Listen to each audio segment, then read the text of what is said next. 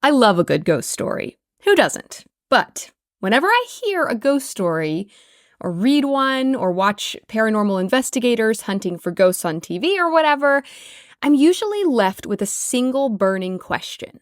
Okay, you got a weird cold sensation. You saw a white spectral figure, a face in the mirror.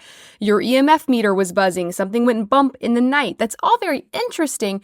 But what I really want to know is, who was it? Who did you see? Whose ghost, right? Who died and then came back as a ghost? Who was it? What's their story? When did they die? How did they die? This detail is so often left out of these ghost stories, and the history lover in me struggles with that. I don't really care about ghosts. I care about humans, their stories, their histories. I want to know who that was. Let's fix that.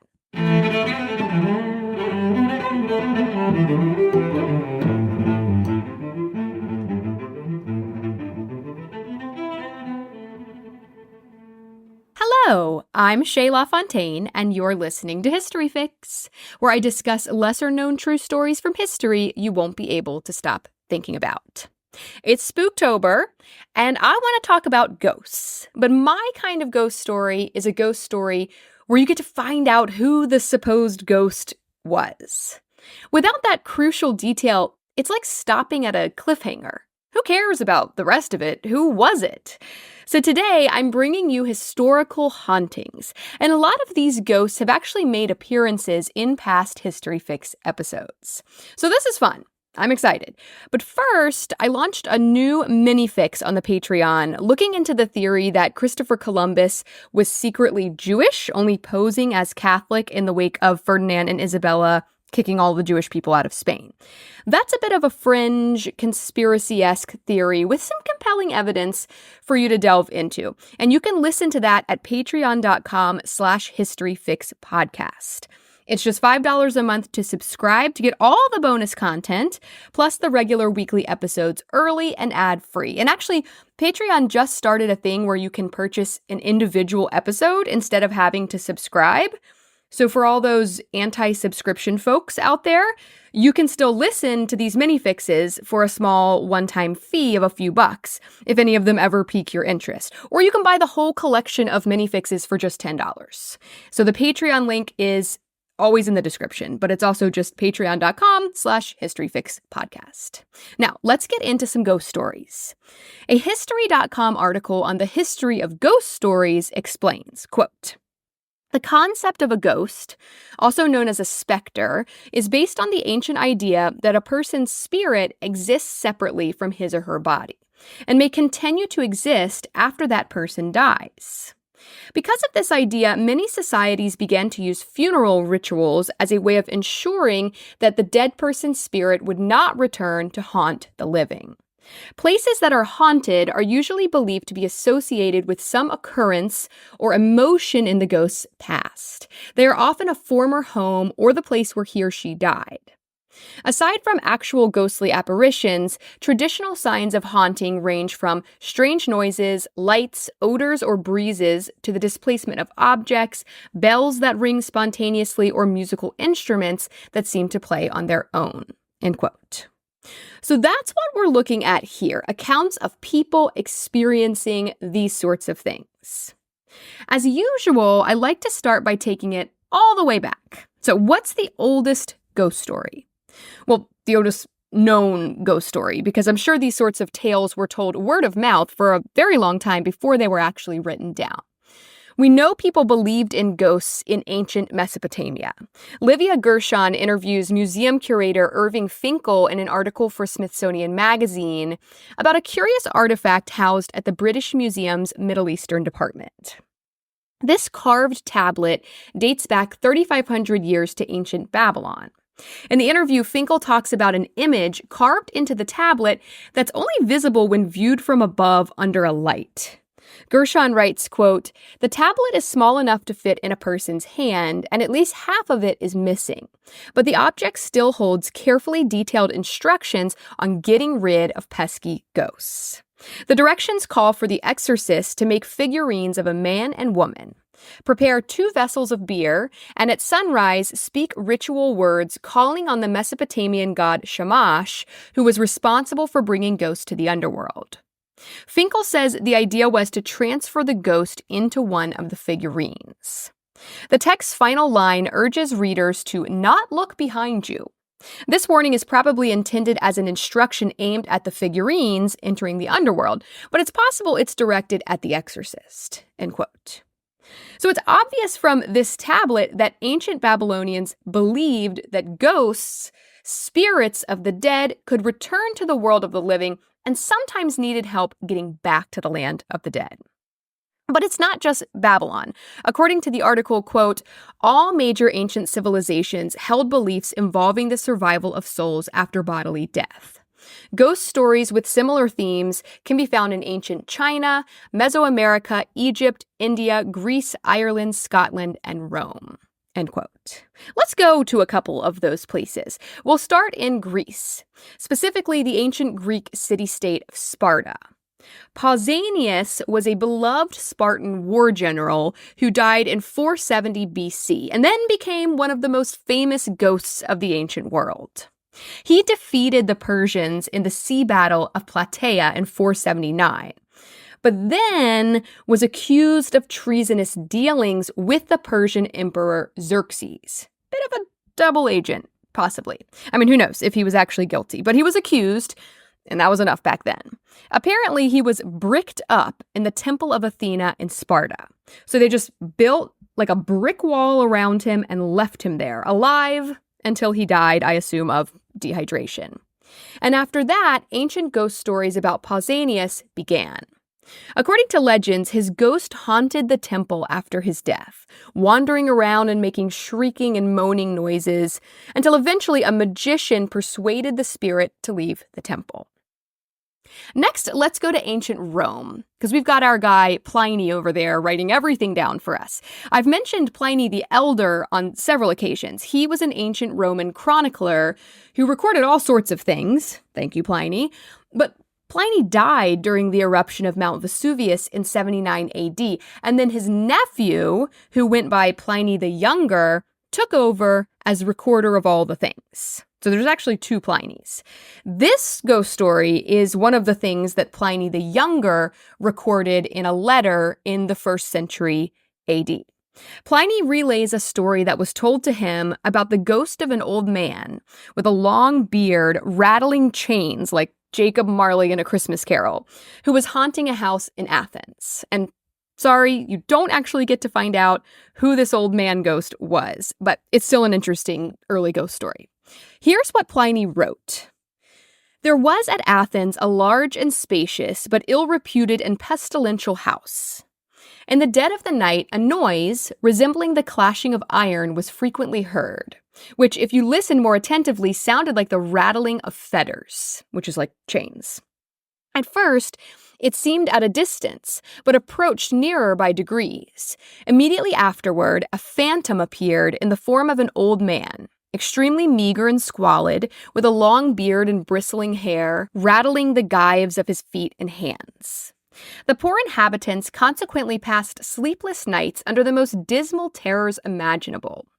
This, as it broke their rest, threw them into distempers, which, as their horrors of mind increased, proved in the end fatal to their lives. For even in the daytime, though the specter did not appear, yet the remembrance of it made such a strong impression on their imaginations that it still seemed before their eyes, and their terror remained when the cause of it was gone. By this means, the house was at last deserted, as being judged by everybody to be absolutely uninhabitable, so that it was now entirely abandoned to the ghost. However, in hopes that some tenant might be found who was ignorant of this calamity which attended it, a bill was put up giving notice that it was either to be let or sold. It happened that Athenodorus, the philosopher, came to Athens at this time, and reading the bill, ascertained the price. The extraordinary cheapness raised his suspicion. Nevertheless, when he heard the whole story, he was so far from being discouraged that he was more strongly inclined to rent it, and, in short, actually did so. When it grew towards evening, he ordered a couch to be prepared for him in the forepart of the house. And after calling for a light together with his pen and tablets, he directed all of his people to retire within. But that his mind might not, for want of employment, be open to the vain terrors of imaginary noises and apparitions, he applied himself to writing with all of his faculties. The first part of the night passed with usual silence. Then began the clanking of the iron fetters. However, he neither lifted up his eyes nor laid down his pen, but closed his ears by concentrating his attention. The noise increased and advanced nearer till it seemed at the door, and at last in the chamber. He looked around and saw the apparition exactly as it had been described to him. It stood before him, beckoning with a finger. Athenodorus made a sign with his hand that it should wait a little and bent again to his writing. The nerve of this guy. But the ghost rattled its chains over his head as he wrote. He looked around and saw it beckoning as before. Upon this, he immediately took up his lamp and followed it. The ghost slowly stalked along as if encumbered with its chains, and having turned into the courtyard of the house, suddenly vanished. Athenodorus, being thus deserted, marked the spot with a handful of grass and leaves. The next day, he went to the magistrates and advised them to order that the spot be dug up. There, they found bones, commingled and intertwined with chains, for the body had moldered away by long lying in the ground, leaving them bare and corroded by the fetters. The bones were collected and buried at the public's expense, and after the ghost was thus duly laid, the house was haunted no more." End quote. But who was he, right? Who was the old man with the beard? Why was he buried in chains in the courtyard of that house? That's all I want to know, Pliny. The first reports of a poltergeist come from Germany in the year 856 AD. Actually, the whole concept of a poltergeist, a mischievous ghost that can move things around, bang on things, pinch people, etc., comes from German folktales. The word poltergeist is a mix of the German word polter, which means rumble, roll, or bluster, and Geist, which means ghost. This report came from the Annales Fuldenses, which was written in the 800s in Fulda, Germany. It tells of a poltergeist terrorizing a farmer in the Rhine Valley near Bingen that would start fires in the crops and farm buildings, throw stones, shake the farmhouse, and shout at the farmer, accusing him of having affairs with young women. This poltergeist apparently followed the man around, shouting at him until he was eventually shunned by his neighbors. Very Peeves-like. But sorry, once again, I don't know who this rude guy was supposed to be, but he's the first documented poltergeist, so I felt like I needed to include him. Now, let's move on to someone we are very familiar with, actually a trio of ladies we are very familiar with. We took a very deep dive into their world back in episodes 19 and 20, 6 Wives. According to the tales, at least 3 of Henry VIII's wives have appeared as ghostly apparitions. Want to guess which ones? Well, the ones who died tragically, of course. Anne Boleyn, Jane Seymour, and Catherine Howard. We'll start with Anne, possibly the most notorious of all Henry's wives. Anne Boleyn was Henry's second wife. Well, she was his mistress for quite some time before he actually married her, but she was quite good at sort of leading him on. You see, she would not actually sleep with Henry without the promise, at least, possibility of marriage. And he simply had to have her. He was obsessed. But the problem, of course, was that he was already married to Catherine of Aragon, had been for nearly 25 years, and the Catholic Church in Rome would not grant him a divorce. Catherine was a Spanish princess, after all, daughter of Ferdinand and Isabella, the Catholic monarchs, and so the Pope was firmly on her side. So in order to divorce Catherine and marry Anne, Henry broke with the Catholic Church, turning all of England into a Protestant country, creating a new sect of Christianity of which he was the head, and then of course he just granted himself his own divorce. He marries Anne Boleyn, who gives birth to Elizabeth, future Queen Elizabeth I, soon after, who was ironically the greatest heir Henry ever could have hoped for, but he didn't know that. Henry's delighted, though. Anne is clearly going to come through with an heir for him. Surely an heir is coming soon. Elizabeth took no time at all. She's healthy, she's hardy, but she's a girl. Surely a boy, an heir, will follow right behind her. It's only a matter of time. But then a year goes by. Anne has a miscarriage. 2 years later, in January of 1536, Henry gets in a near-fatal jousting accident, sustains a major head injury. He's unconscious for 2 hours. A few days after that, Anne has another miscarriage, and the baby was a boy. Henry, his personality, his temperament, possibly altered by his recent head injury, has lost faith in her completely. He personally blames her, feels betrayed by her. A few months later, he accuses her of adultery and incest with her brother, charges of which she was most likely innocent. On May 19th, 1536, he has her beheaded at the Tower of London. He can't be bothered to even show up for her execution and is in fact off wooing his next wife, Jane Seymour, whom he proposes to the following day. Anne Boleyn's execution is one of the most shocking, haunting royal fates. And so it's no wonder that many have reported witnessing the ghost of Anne Boleyn haunting places she once frequented, including the Tower of London, especially the Tower of London, where she was imprisoned and beheaded, but also Windsor Castle, Blickling Hall, and her childhood home of Hever Castle in Kent.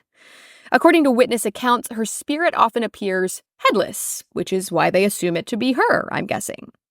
One famous account comes from a guard at the Tower of London in 1864. As he stood guard, watching the courtyard where Anne was executed, the figure of a woman appeared and began to glide towards him, her feet not touching the ground.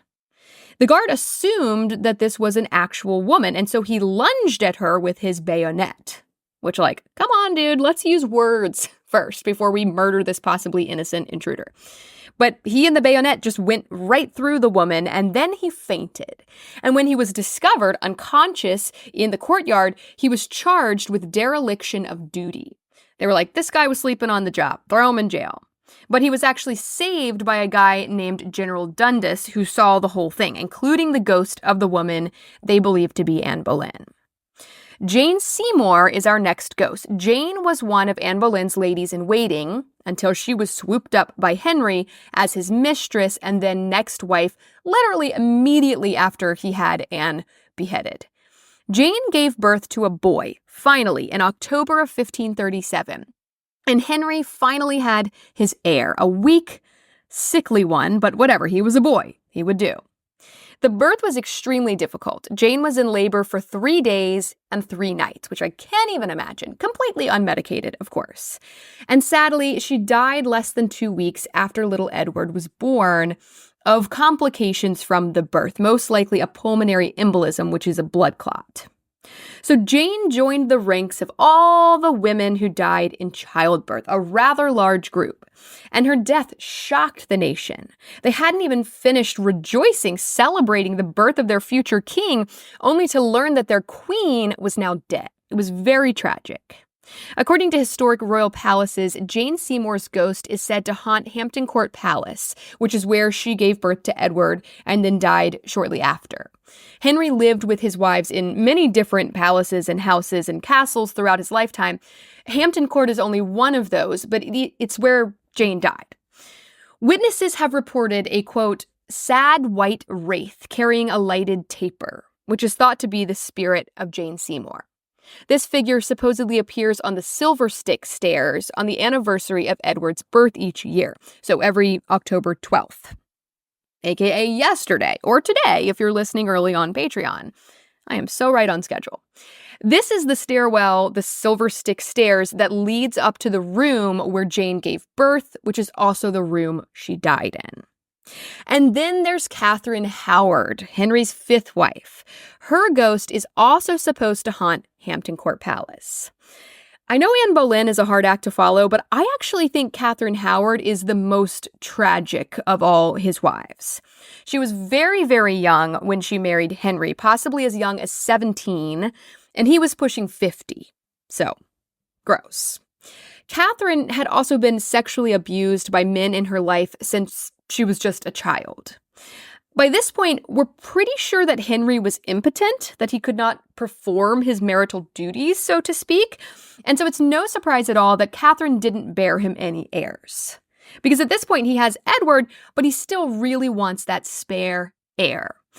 But of course, it's not his fault. Nothing is ever Henry's fault. And when it comes out that Catherine had been with other men before their marriage and was actively having a seemingly unwanted forced affair with Thomas Culpeper, who was a member of Henry's privy chamber, so like a high-ranking official, Henry was furious.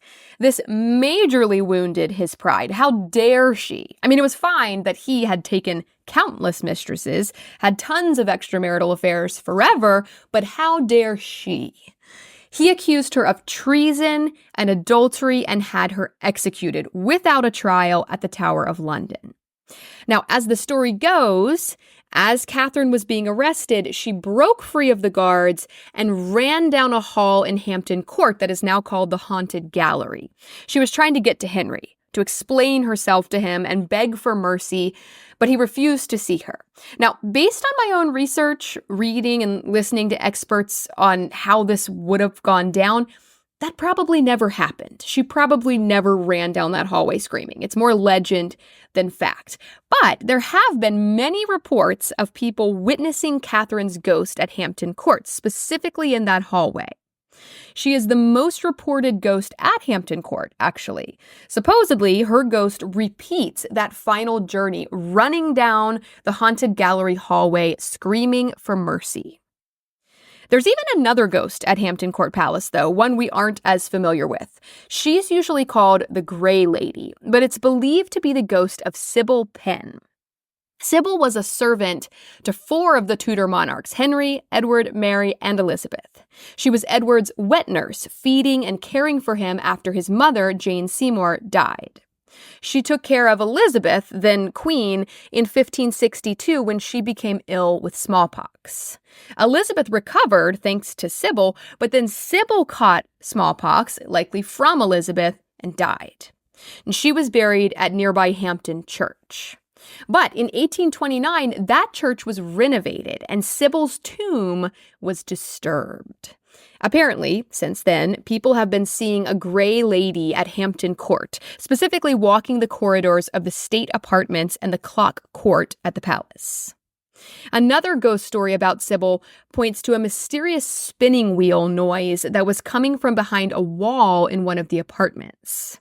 According to the legend, meaning there's no actual proof of this, when that wall was removed, there was, in fact, an old, well-worn spinning wheel behind it, like for spinning thread or yarn that would be woven into fabric. And I'm like, well, okay, where's the spinning wheel now? But, legends are legends. In 1871, the skeletons of 2 men, we got another Hampton Court story here. 1871, skeletons of 2 men were dug up under a cloister while performing routine maintenance in the Fountain Court at Hampton Court Palace.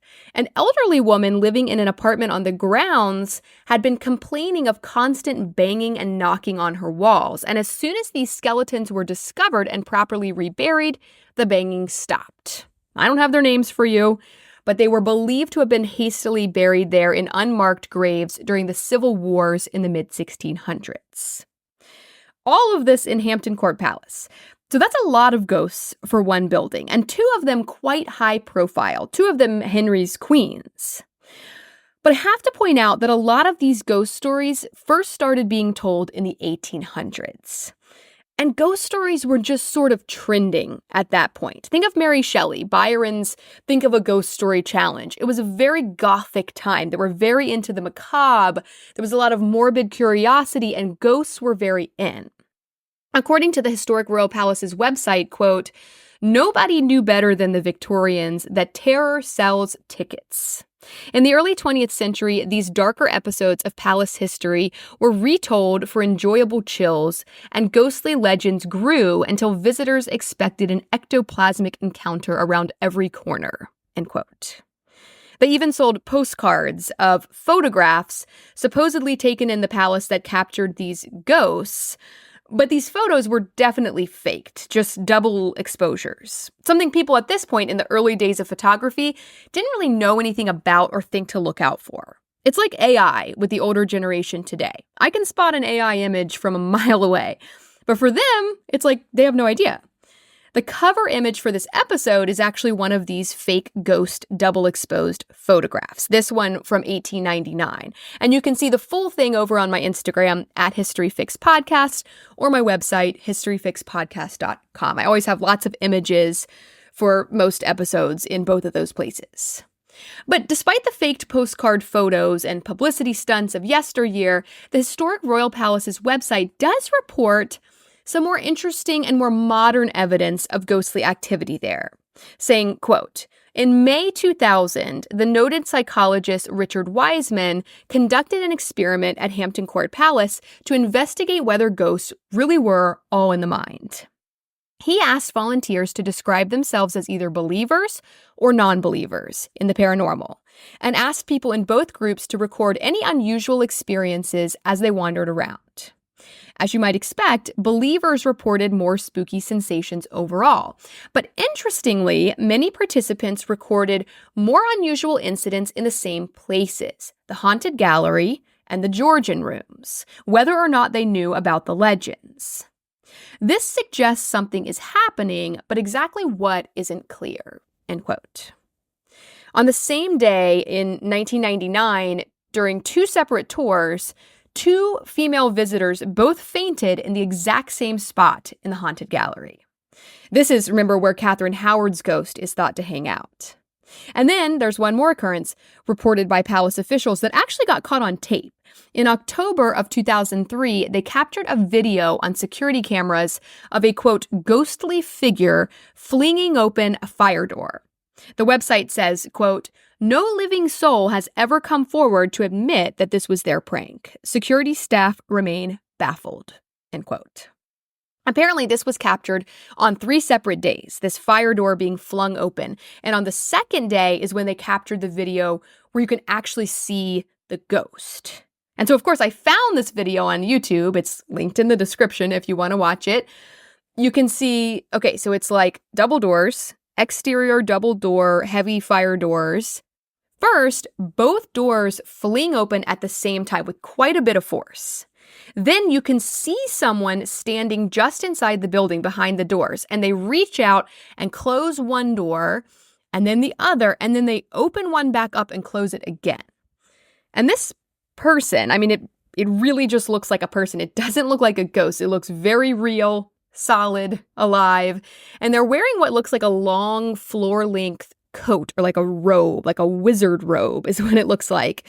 And they have sort of unkempt, curly-ish hair that looks like it's covering their right eye. I don't know. It really just looks like a person to me. And the people who work at Hampton Court do wear period costumes. But apparently, they never were able to figure out who this could be. So check out the link in the description. It's like a 30-second long YouTube video. I'm dying to hear what y'all think. Let's go to another prominent haunted building, one a little closer to home. The White House. The White House in Washington, D.C. has been home to American presidents since it was built in 1792. First President George Washington oversaw construction of the building, but he never actually lived there. So second President John Adams and his wife Abigail Adams were the first to live in the White House. And while it seems kind of stiff and boring and official, the White House, according to reports, is honestly one of the most haunted houses out there. Because the wild thing about the ghost stories coming out of the White House is that they aren't being told by people trying to sell tickets or fake postcards. They're being told by presidents. 8 presidents actually have reported ghostly activity in the White House, along with countless White House staff members. Abraham Lincoln was one of the first to report seeing ghosts there. According to a Washington Post article by Teresa Vargas, after the death of his 11-year-old son, Willie, in the White House, Lincoln reportedly saw his ghost quite often. His wife, Mary Todd Lincoln, who was so grief-stricken after Willie's death that she refused to leave her room for weeks, also reported seeing his ghost standing at the foot of her bed. Apparently, Abraham Lincoln also reported hearing Thomas Jefferson play the violin and Andrew Jackson swearing. Now, what's ironic about this is that Abraham Lincoln, after his assassination in 1865, would go on to become the most cited ghost in the White House. First Lady Grace Coolidge, who lived in the White House in the 1920s, reported in a magazine article that she had seen the ghost of Lincoln looking out the window of the room that had been his office. In 1940, Winston Churchill stayed in Lincoln's old bedroom while visiting the White House. According to Vargas, Churchill, quote, had just stepped out of a hot bath in that same room and was wearing nothing but a cigar when he encountered Lincoln by the fireplace. "Good evening, Mr. President," Churchill reportedly said. "You seem to have met me at a disadvantage." End quote. Apparently, Lincoln's ghost smiled and then disappeared. When Queen Wilhelmina of the Netherlands visited in 1942, she stayed in Lincoln's old bedroom as well. She reported hearing a knock on the door and opening it to find Lincoln standing outside, and then she fainted. Mary Eben, who worked for Eleanor Roosevelt during this same time period, the 1940s, reported seeing Lincoln on his bed, pulling on his boots. She screamed loud enough to bring Secret Service agents running. Eleanor Roosevelt herself said in 1932, quote, "I get a distinct feeling that there is somebody in the room," end quote. White House curator Rex Scouten told the Washington Post in 1989 that then-President Ronald Reagan had commented that his dog would go into any room in the White House except for Lincoln's bedroom. He would just stand outside the door and bark, but he wouldn't go in. Reports of Lincoln's ghost increased dramatically during times of hardship. According to Jared Broach, who runs ghost tours at the White House, quote, "They say Lincoln always comes back whenever he feels the country is in need or in peril. They say he just strides up and down the second-floor hallways and raps on doors and stands by windows," end quote. Which, if you look at a lot of these examples, a lot of them are coming from World War II. So it kind of makes sense that he was appearing so often then. But I mean, come on, buddy. Just get some rest, Abe. First ladies have also appeared as ghosts. The likeness of Abigail Adams, who was the first lady to live in the White House, is often seen in the East Room, where she reportedly used to dry sheets. So this is like it's like a ballroom. And I guess she dried sheets in there because it was so big, she could like string them up inside. She's usually seen walking with her arms outstretched as if she were holding clean linens. Poor lady is stuck doing laundry forever, apparently. Although, is anyone else a little surprised that Abigail Adams was washing her own sheets? Wouldn't there have been, like, servants doing that? I don't know. I'm just relaying stories, y'all. When Woodrow Wilson was president in the 19-teens, multiple staff members reported seeing the ghost of Dolly Madison in the Rose Garden. They were actually preparing to move the garden elsewhere, but after seeing Dolly, they decided not to. She clearly wanted it there. And then there's Harry Truman, who was president in the late 40s, early 50s. Truman reported hearing unexplained knocking sounds while he was trying to sleep. He even wrote a letter to his wife, Bess, in 1946, quote, "I jumped up and put on my bathrobe, opened the door, no one there. Went out and looked up and down the hall, looked in your room and Margie's, still no one. Went back to bed after locking the doors, and there were footsteps in your room whose door I'd left open. Jumped and looked, and no one there. The damn place is haunted, sure as shootin'. Secret Service said not even a watchman was up here at that hour. You and Margie had better come back and protect me before some of these ghosts carry me off." End quote. Margie was his daughter, and according to a 1986 biography she wrote about her mother, she apparently wrote him a letter back telling him, "You're fine, there are no ghosts, there's no such thing as ghosts, you're fine." And he replied, quote, "I'm sure they're here, and I'm not so much alarmed at meeting up with any of them. I'm sure old Andrew Jackson could give me good advice and probably teach me good swear words, and I'm sure old Grover Cleveland could tell me some choice remarks to make to some political leaders. So I won't lock my doors or bar them either if any of the old coots in the pictures out in the hall want to come out of their frames for a friendly chat." End quote. Okay, one more, because one character in this next story has also graced a past History Fix episode, the 5th Earl of Carnarvon. He's from way back in episode 6 about Highclere Castle, which is where the show Downton Abbey was filmed. He is the very loose real-life inspiration behind the character of Lord Grantham in that show. He's also the guy who helped discover the Egyptian pharaoh Tutankhamun's tomb. Well, before that, he spent some time with Victor Duleep Singh in Berlin in 1893. Victor was Crown Prince of Punjab in India. Victor's hanging out with Carnarvon when something strange happens. He reports, quote, "I went to bed, leaving, as I always do, a bright light in the room, electric light. As I lay in bed, I found myself looking at an oleograph which hung on the wall opposite my bed. I saw distinctly the face of my father, the Maharaja Duleep Singh, looking at me, as it were, out of this picture, not like a portrait of him, but his real head," end quote. So an oleograph, because I had to Google it, is a print that is meant to look like an oil painting. It was a lithograph made using stones as like basically rubber stamps, where they could stamp out this print to look like an oil painting. The next morning, Victor told Lord Carnarvon what he had seen, that he had seen his father's head in the painting, and that he believed this meant his father was dead. That evening, Victor received word via telegram that his father had died of a seizure. And it was unexpected. It wasn't like Victor was worried about his father's health already and then he died. Even Carnarvon confirmed that they had no knowledge that his father wasn't well until they received word of his death. And I think it's interesting that Victor was with Carnarvon when this happened because so many other strange things seemed to happen with Carnarvon. I mean, there's all the legends about the curse of King Tut and all that. And then there's the story about when Carnarvon died in Egypt of an infected cut he got after shaving over a mosquito bite. Okay, so he died in Egypt, and supposedly at that exact moment, his dog back home in England let out a mournful howl and then also died. But also there was this power outage in Egypt at the time that he died. Apparently all the lights in Cairo went out for the 5 minutes leading up to his death and then came back on after he died. So I don't know, Carnarvon had some strange energy. I'm getting like psychic medium vibes from him.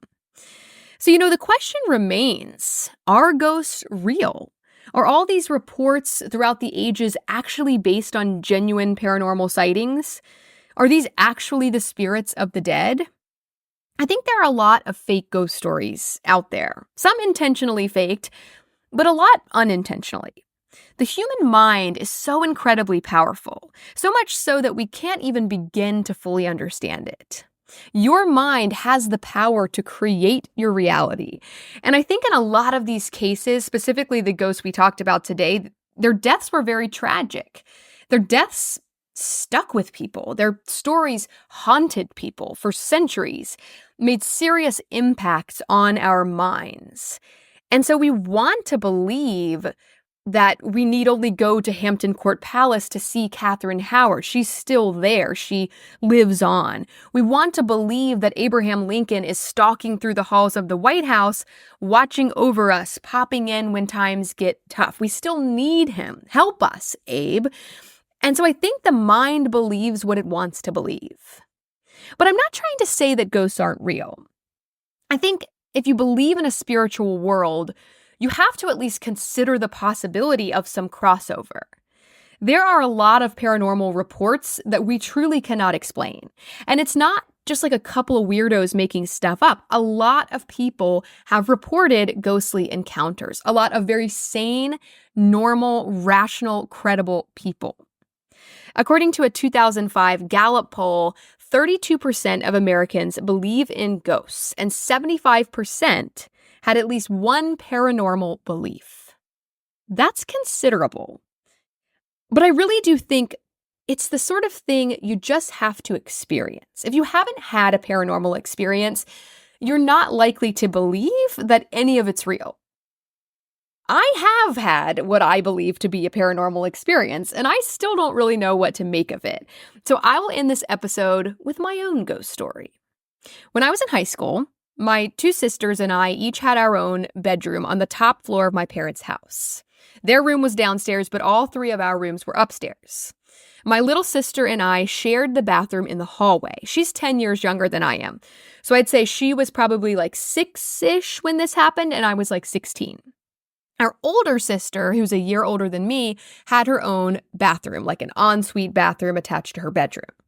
Okay, so one night I'm in the hall bathroom getting ready for bed. I was washing my face. I remember I was washing my face because I couldn't see. My eyes were closed. I was washing my face, and I felt a small hand. It was a hand. I could feel the palm, all the fingers, and it pushed me on my hip on the left side of my body, hard enough to make me stumble to the right a little. I spun around immediately and looked, squinting through the soapy water streaming into my eyes, because I was so sure that I would see my little sister standing there, and she was supposed to be asleep. And I even started to say something to her, to ask what she was doing out of bed. "What are you?" But there was no one there. The door to the bathroom was closed. I was completely alone. She was in bed. I thought it was super weird, but I just sort of wrote it off. I was tired. I just imagined it, even though it had felt so incredibly real. It had physically moved my body. But I wrote it off, and I went to bed, and I didn't even tell anyone about it. This is where it gets really weird. The next evening, I'm in my room, doing my homework or something, and I hear my older sister call out. Whatever, she yells. So I go to see what's up. She's in her bathroom, which is attached to her bedroom, getting ready for bed. And so I go in there and I'm like, "What?" And she looks at me and her eyes are wide. She is terrified. And she tells me, "Someone just pushed me." And she puts her hand on her hip as if to show me where she got pushed. And my jaw just dropped. Because I hadn't told her. I hadn't told anyone. And I don't even know if she believed my story, but it all came pouring out about how the same exact thing had happened to me the night before in my bathroom as I was getting ready for bed, and how it felt so real. I was sure it was Audrey, our little sister, but it wasn't, and we just stared at each other. It never happened again, and I still don't really know what to make of it, but if it was a ghost, a spirit, it was little, child-sized, like our little sister. But what did it want? Did it just want us to know it was there? Did it want attention? It felt mischievous, pushing me while I wasn't looking. It almost felt like it was playing with me. And you know what haunts me most of all about the experience still? If it was a ghost, a child visiting me from beyond, who the heck was it? I need a name. Who was that child who playfully placed their little hand against my hip? What was their story? It seems I'll forever dangle over this cliff, always wondering. But ghosts, real or imagined, are an inconceivable thing.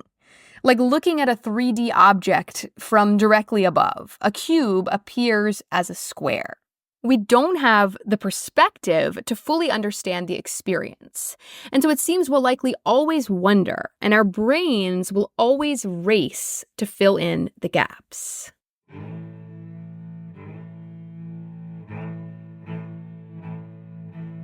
Thank you all so very much for listening to History Fix. I hope you found this story interesting, and maybe you even learned something new. Be sure to follow my Instagram at History Fix Podcast to see some images that go along with this episode and to stay on top of new episodes as they drop.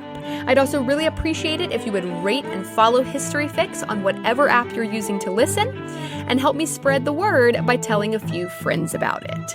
That'll make it much easier to get your next fix.